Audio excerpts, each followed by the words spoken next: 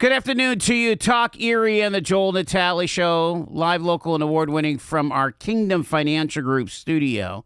And we're also live from on our YouTube channel and on Facebook. We're having the crucial conversations that Erie needs.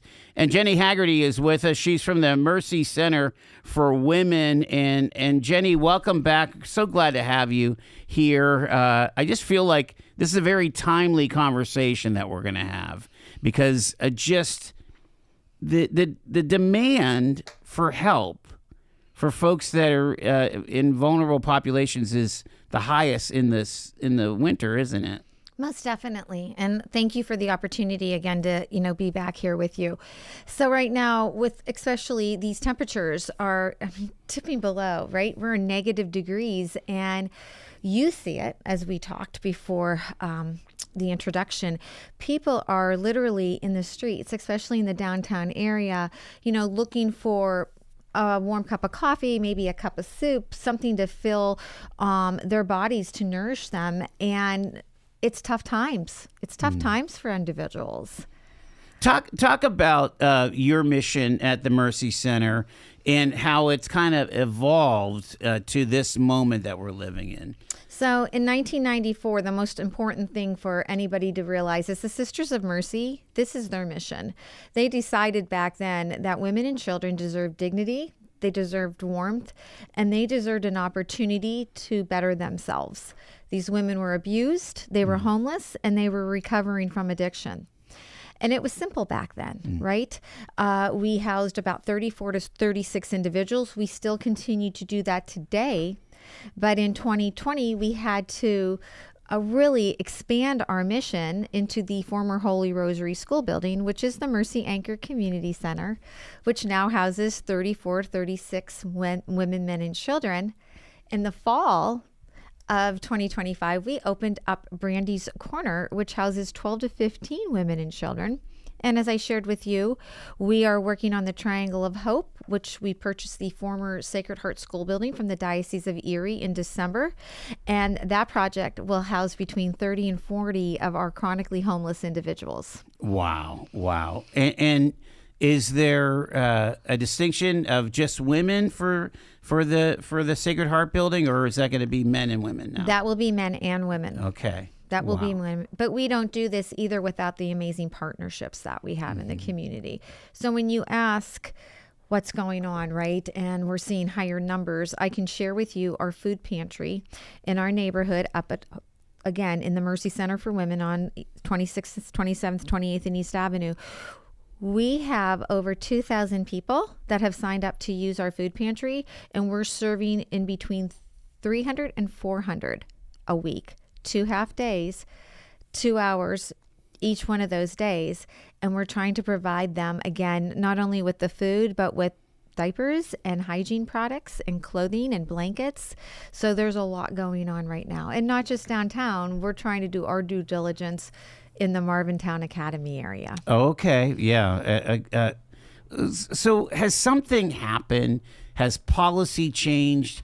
Has the economy, is this an aftermath of inflation where people were on the edge and now they're just not able to catch up?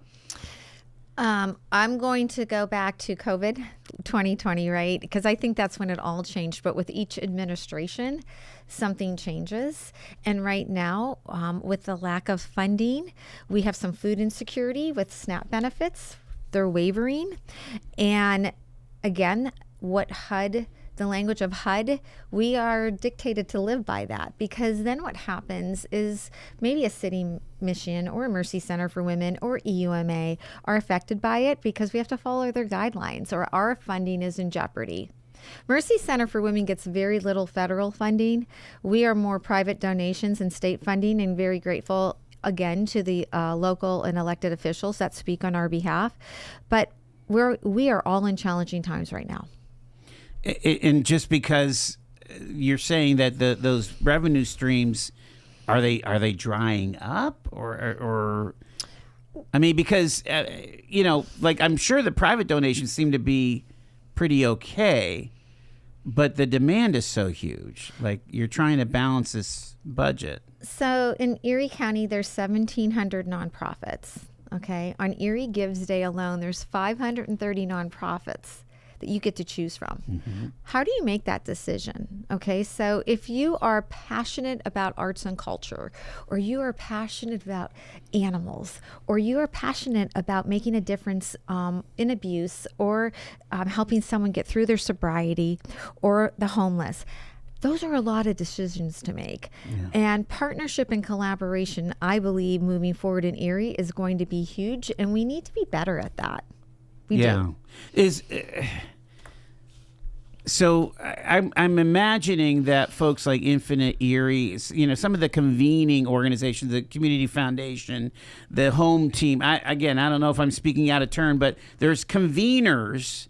And you're talking about this triangle of hope between, what builds CDC and the Hammond Health Foundation and the Mercy Center and I think Giuseppe Bazzini, yes, right? Right foundation. Yeah, what you guys are working on in the inner city are part of that. I guess for the average listener, we're trying to get our arms around. Okay, how does this all work? And is there need to be? You don't want top-down decision making, but is this something where maybe the mayor, maybe the county executive, maybe DHS at the county, are helping coordinate that? Maybe case management. I'm just throwing out all the different places where money funnels through. And again, those areas, if you're not boots on the ground, you don't understand the true need. County executive, most definitely, because 80% of what the county does is human services. Mm-hmm. And so with Christina Vogel, getting her, right, this is a brand new month for her. She's in month 2, right? Making sure that she has the right people, guiding her and sitting at the table. But I think more importantly, who are the leaders in the community that are actually doing the work? Mercy Center for Women, Erie City Mission, you've got Community Caring, we talked about EUMA, Community Shelter Services. The list is broad, but what's that bigger picture look like? And that's going to be a conversation that I believe our county executive will have in the future, but just including those decision makers who have been doing this for years, right? Yeah, convening. Having bringing the people around together. the table. And you talk about Infinite Erie, and they're out there. Housing is not. That's not the only thing on their docket, right? They have 35 projects. Right, 35 projects. Yeah. It's the playlist. So we have to be mindful. How can we coordinate and be better, but work together? Work together, no silos. How do we work together? Because at the end of the day, it's that individual who's walking down State Street. We are responsible to and for them. And how do we do that? How do we capture that? And how do we provide an opportunity for them? Mike Jarosevich from United Way was sitting in your chair just last week. Good man. And we were talking, a lot of what the United Way gears toward is crushing poverty and building self-sufficiency. Mm-hmm. So we're not there yet, though, with what we're talking about here, right? We're talking about more emergency and more basic needs. What do you think? What I will share with you regarding Mercy Center for Women is we took that first leap. And that was when we opened our doors in March of 2023. We provided 13 two-bedroom apartments, but we provided the ancillary services that were needed for somebody to have full recovery. We had health care, we have primary care, we have a food pantry, we have a partnership with GCAC, which offers digital literacy in GED. We have our Dress for Success Erie program, really wrapping the job readiness around women and now men. So we took that giant leap forward, and 3 years later in March, we're going to celebrate that opportunity and really funneling those resources out to the people who need them. So why repeat something that's working? Mm-hmm. And why not just join hand in hand and do this together? Sure. So you're seeing by doing the wraparound services, by providing, covering the needs, maybe it's transportation, maybe it's, job training, maybe it's soft skills or whatever, you're seeing success points coming out of that from your anchor community Correct. center. From our anchor, or even from Mercy Center for Women. 0% of the families that we have graduated from 2022 have returned to emergency shelters, or they returned to the streets. And that is because of not just Mercy Center for Women. Again, we are not a drug and alcohol facility, but Stairways is, Cadenzia is. So we wrap those blended case managers around them to make sure they are getting what they need to be successful. Do you feel like the opportunity is there if they have the kind of support that you're presenting? Is there a trajectory to come out of the crisis into, fulfilled lives, I guess? Absolutely. But it has to be city and county-wide, right? We need to do this together. And funding is so competitive. Who do you give your funding to? Right? When you have some place like Mercy Center for Women or City Mission, we've been doing this for years. And how do you then bring on new projects, new partnerships to make sure that they are also successful? So there's a lot going on, but again, I believe positive conversation and bringing the right people to the table could be very profitable for Erie. But most importantly, we cannot lose sight of what is most important, and that is housing, serving, and feeding those individuals that do not have the mental awareness to do it for themselves. Yeah, and that's a different cohort that you're dealing with. Correct. Right? Like you say, boots on the ground. I mean, that's exactly what you're doing at Mercy Center. Right. I mean, we had shared on February 11th, Wednesday, we're going to do a soup and bread event, right? And we'll probably get about 100 people. We're going to hand out 100 brand new sleeping bags, along with blessing bags that UPMC Health Plan is providing us, $10 gift cards to Country Fair, and a bowl of soup, and a warm piece of bread, and a dessert. So again, coming together in Perry Square and having those conversations with individuals that we might not know of, that's what helps. That's what helps. Yeah. Jennie Hagerty's with us here. We're going to take our first break. It is 19 past 4 o'clock. Stay with us. It's Talk Erie.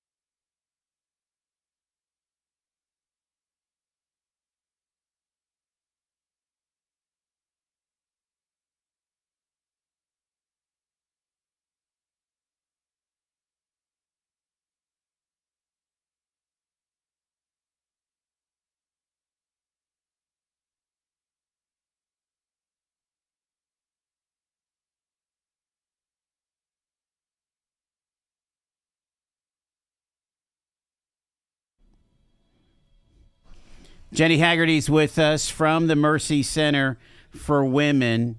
Let's talk about the workflow. How does someone, let's say it's a mom and a couple kids, and they show up at your door. How does that work? I mean, first off, is there? I'm sure there's a waiting list, right? Yes, there is a waiting list right now of 90 waiting to get into the Mercy Center for Women. And what it should be and what it should look in a perfect world is somebody's homeless, abused, and they're looking for a place to stay, and they should call 814 Shelter, which is under the supervision of Erie County Care Management. That's not always the situation, because you have to imagine if someone is traveling by foot and they are nervous and they are scared and they are trying to seek refuge from their abuser, they're going to go where they can go and get a hold of someone. So what do we do if somebody shows up at the Mercy Center for Women? Do we say, excuse me, we have to call 814 shelter because we need to follow protocol? We'll do that eventually, but we need to welcome them into our home to make sure that they know that they are safe and that their children have a safe place to rest. Yeah, wow. And because you have the waiting list, are you calling other shelters? How does that work? So that's where the 814 shelter comes into place. I can share with you on Sunday, I received 5 emails from women looking for shelter. They're either pregnant, they're living in their car, they're on the streets with their children. So I'm blessed to have a client services director that I'm always in touch with, forwarding these to her. She's making the phone calls. And then her and the team are determining, is this a Mercy Center for Women or is this somebody else? But again, they've already called 814 shelter. And you have to understand with the individuals that you are working with, they want something and they want it now. So even if we can provide them with a place to rest or a food bag or something along those lines that will allow them some dignity and decency, that's what we're called upon to do.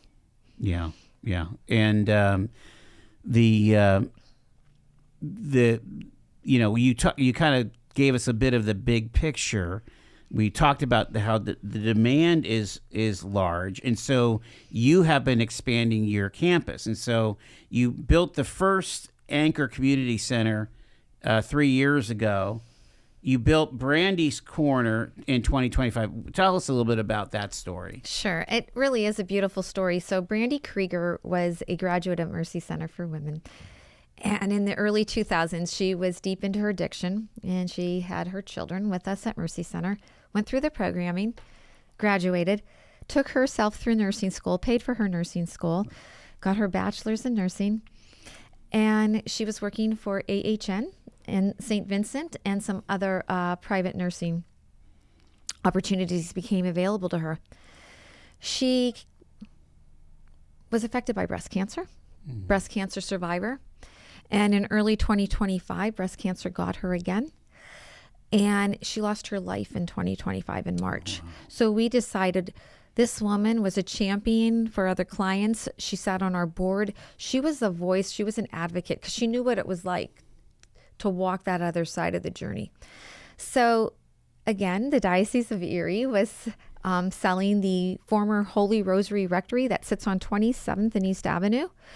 And we thought it would be an excellent opportunity to allow for more housing. We were fortunate to receive some generous grants through the Neighborhood Assistance Program, ECRA. Perry Wood is always a big supporter of the work that we do. And we turned that into a 12 to 15 person home with a beautiful kitchen, library. But more importantly, they have a campus life where they can go to the Anchor building and get the primary care, behavioral health, the food pantry, education, job readiness. So 80% of that block is Mercy Center for Women in programming. And now we house between 80 and 90 individuals. And that says a lot from where we were in 1994, 2023, now 2025, and what we hope to do with the Sacred Heart Triangle of Hope project. So how big can your Sacred Heart how many apartments are you looking for that? We will have 19 apartments, both 1 and 2 bedroom, and we should hopefully be able to help between 20 and 30 individuals. And as we talked about the schoolhouse apartments, okay, right, with the project that Boo Hagerty is leading and build, that's another compliment, right, that they can do the same. And then together, collectively, working with the Giuseppe Mazzini, right? Tim's passion is the whole culinary and feeding and bringing Second Harvest Food Bank into the mix. And how can the families that Boo and I are housing take advantage of that? Could it be jobs? Could they learn how to be a good chef? And how can that food allow them the opportunity to just feed their souls. That's Yeah. all we really want. And it's a different location. Right. It's not downtown. It's not on East 26th, East 27th, and East Avenue. We are now looking at the Little Italy area where we're bringing life into that. That's amazing.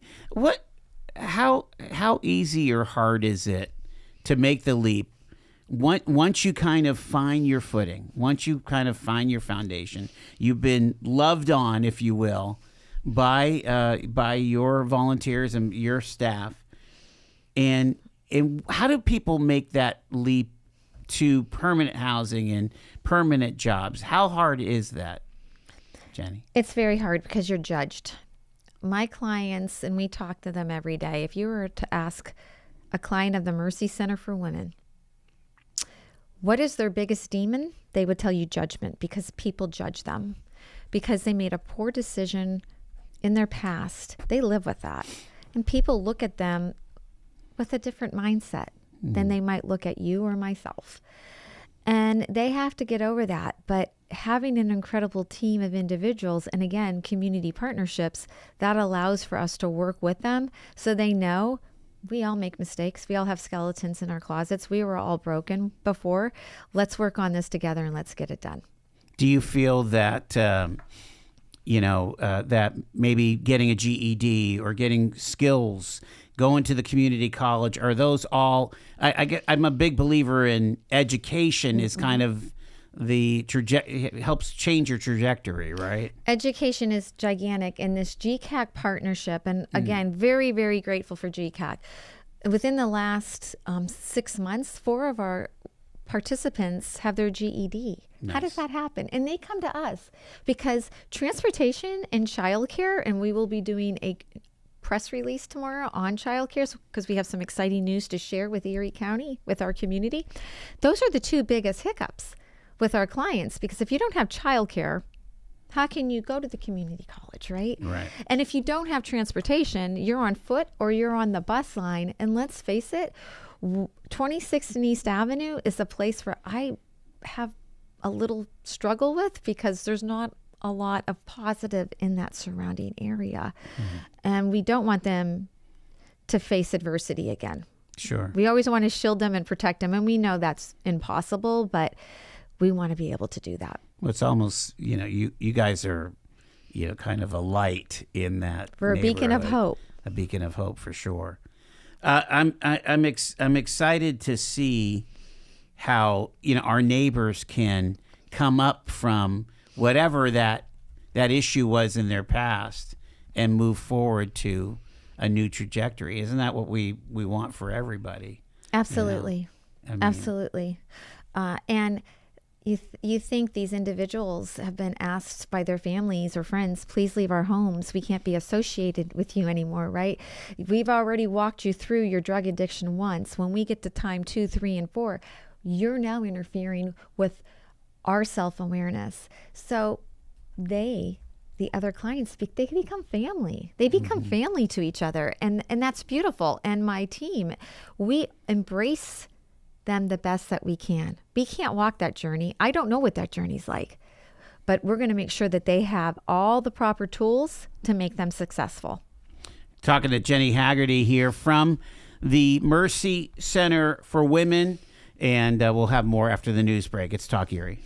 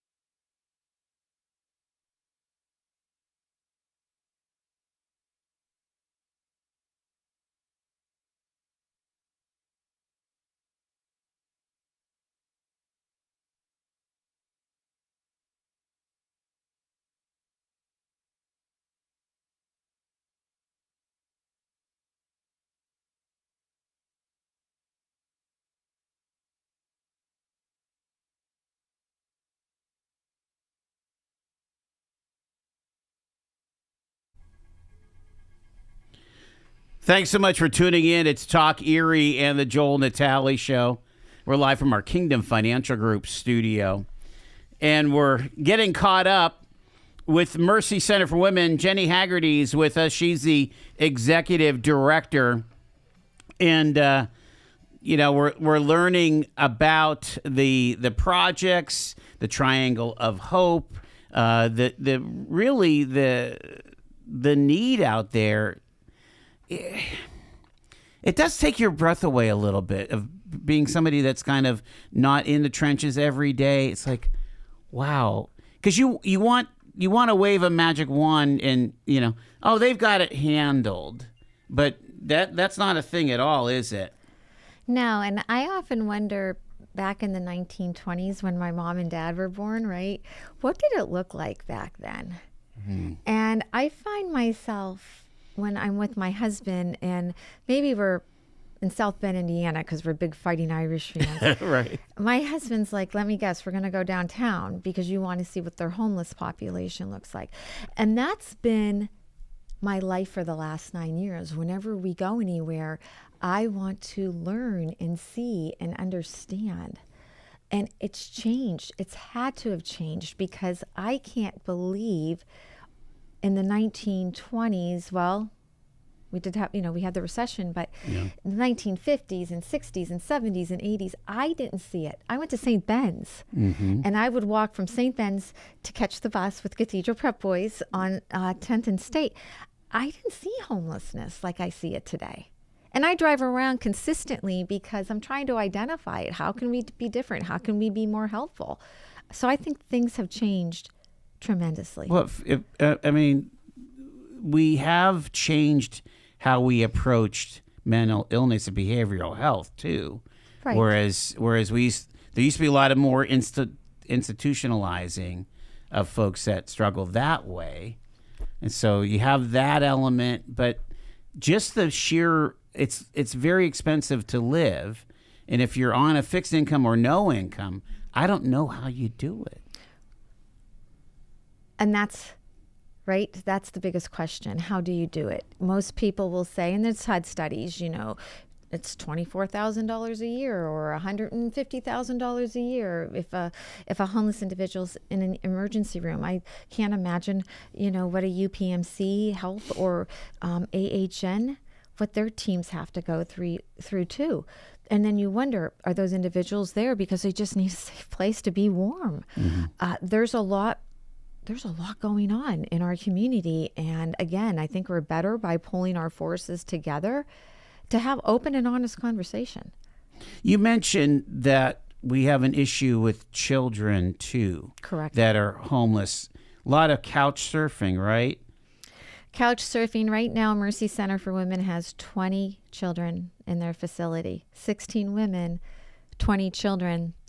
And I will share with you that 80% of those children are under the age of 8 years old. Okay. What the community schools is doing, what the United Way is doing, imagine what they face in their community schools.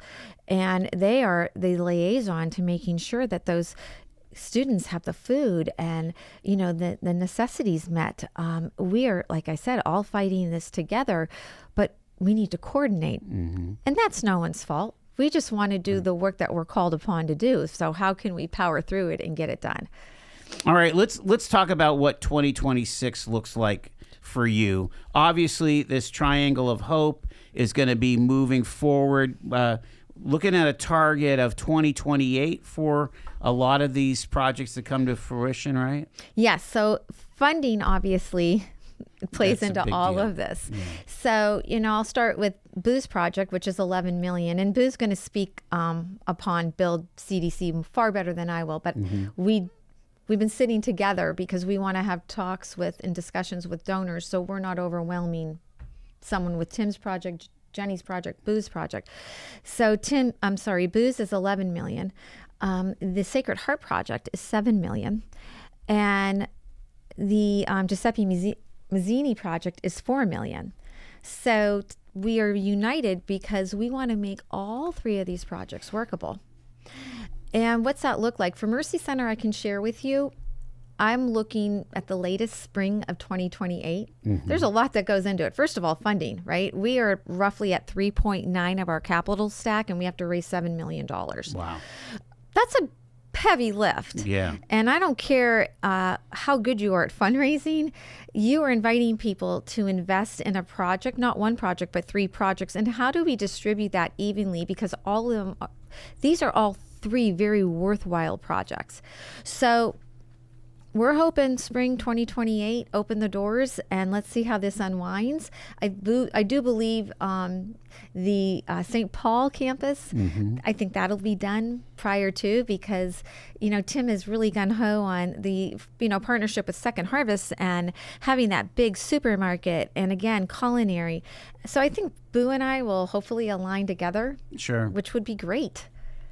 Well, I mean, $22 million, sounds like a lot, but we've done other projects. We have. Right? We have. I mean, I'm thinking about, the Children's Museum was $18 million. I mean, like, we're not afraid of big things. We're not. And we also have to remember, we're not the only campaign in town, right? That's true. So if the Diocese of Erie is doing a campaign, or maybe it's Cathedral Prep or Mercyhurst University, we can't trust that people don't have other passions. So we have to be very mindful of that we are all in this together. And I am a huge supporter of the Erie City Mission, and just admire the great work that Brian Johansson and his team are doing. And they're trying to help not only Mercy Center for Women, the Erie Dawn, and others by opening up a shelter for women.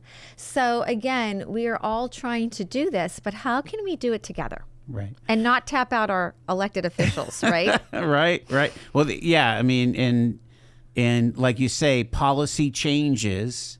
You go from, seasons where there's a lot of money for HUD and for housing, and you go into seasons where there's not.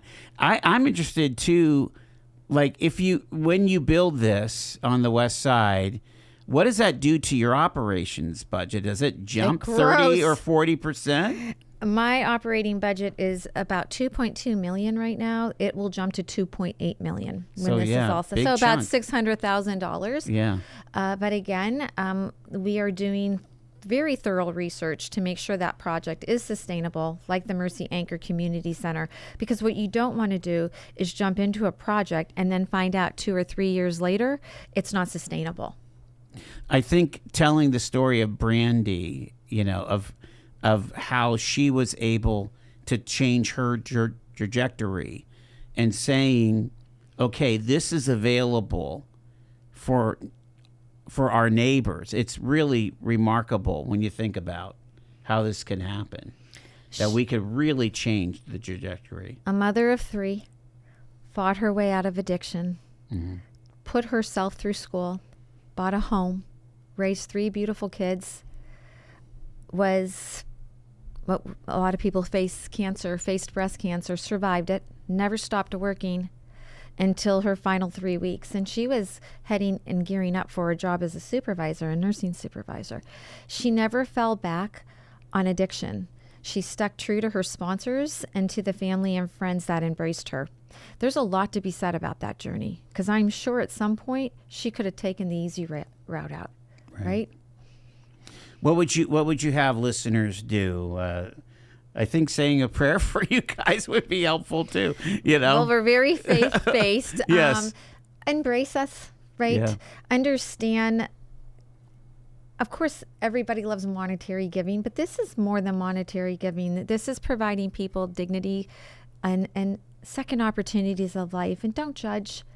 Right? We don't know that the person that you might be serving a cup of coffee to, they could have been a principal of a Catholic high school. We don't know their story, right? So before we jump into understanding what that is, let's just provide them the opportunity to grow and to get themselves back on their feet.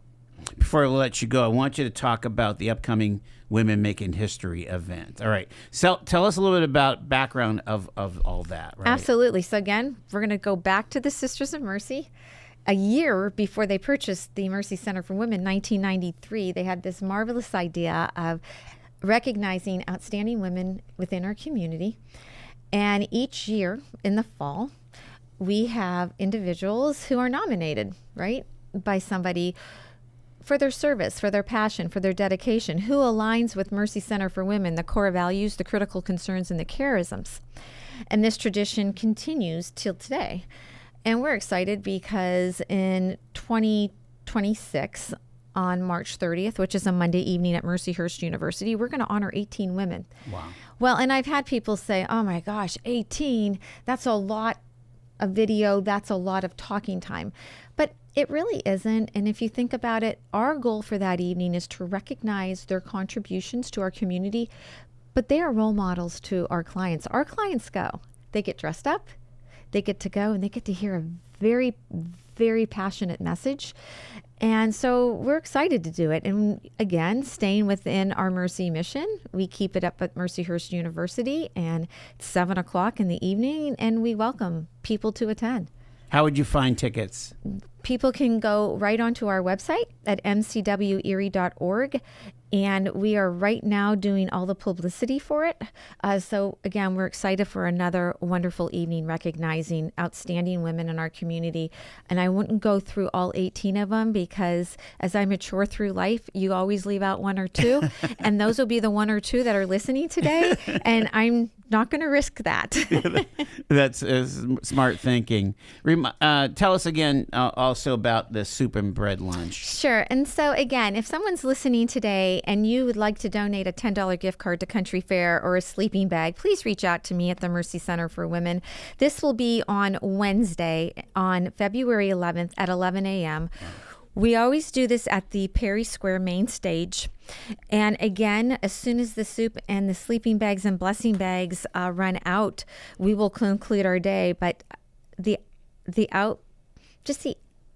outbreak and the outburst of enthusiasm, their willingness to help is a blessing. And I think, too, it kind of sets us up appropriately for the Lenten season on doing good and kind deeds for others in our community. You're a leader. I want you to kind of share kind of your leadership philosophy, your worldview, insofar as here we are. Again, I've always felt like we had a lot of growing to do in the public sector. In government leadership. We've turned a new page. You've been a leader in the nonprofit world now for years. Talk some encouragement that you would give, let's say, the mayor and the county executive when you think about your perspective as a leader. Knowing both of them and knowing their passion for our community, to listen, right? I think to listen and to make sure that the doors are being opened for communication and to hear the voices not only of the leaders but of the people that are in the streets, and they are passionately looking for that next step in their life. We all have to be bipartisan, right? And we sometimes allow political opinions fog our view of what's in front of us. But in Erie County today and in the city, we have two women leading the way, leading the charge. And stronger together, and including anybody that's willing to have a voice at the table. Yeah, I think that's important. Don't leave good opinions out. Yeah, keep it wide open. Right. I'm gonna leave it there. Jennie Hagerty, thank you so much for sharing the story. And I don't know, it's just one of those things where I step out there with my hat and my gloves and my heavy coat, my warm Carhartt, and I'm thinking, how does somebody navigate life without all these creature comforts that I take it for granted, right? 100%. And if you pay attention to 10th and Peach, you'll see a woman walking with just a blanket and a pair of slippers and her clothes on. So if that's any indication on how people can help, let that be the example for today's party note. Yeah, connect with the Mercy Center for Women. Thank you. Appreciate it. Thank you so much. You got it here. It is 10 in front of 5.